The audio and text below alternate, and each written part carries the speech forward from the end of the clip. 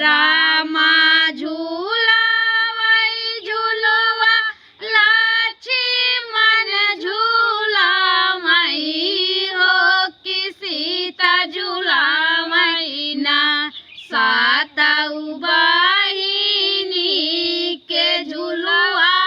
हो कि सीता झूलावै ना सातऊ बहिनी के झूलवा हो कि सीता झूलावै ना सजवा सबेरवा आवै मालिया के डोलवा हो कि निमियै गछिया ना झूलै सातऊ रे बहिनिया हो कि निमियै गछिया ना झूलै सातऊ रे बहिनिया हो कि निमियै गछिया ना ब्रह्मा झूलावै झूलुआ विष्णु झूलावै हो कि लक्ष्मी झूलावै ना सातऊ बहिनी के झूलवा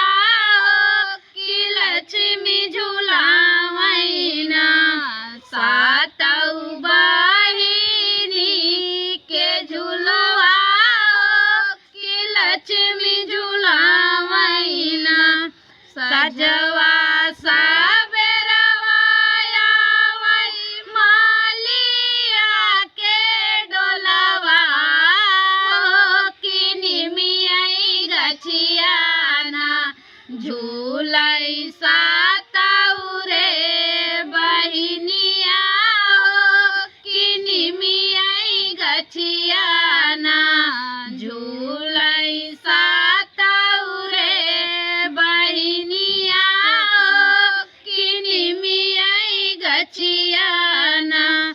शंकर झूलावै झूलुआ कृष्ण झूलावै हो कि राधा झूलावै ना सातऊ बहिनी के झूलुआ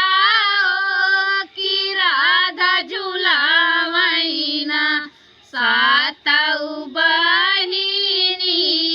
के झूलुआ हो कि राधा झूलावै ना सजवा सबेरवा आवै मालिया के डोलवा हो कि निमियै गछिया ना झूलै सातऊ रे बहिनिया हो कि निमियै गछिया ना झूलै सातऊ रे बहिनिया हो कि निमियै गछिया ना। बोला दुर्गा मैया की जय।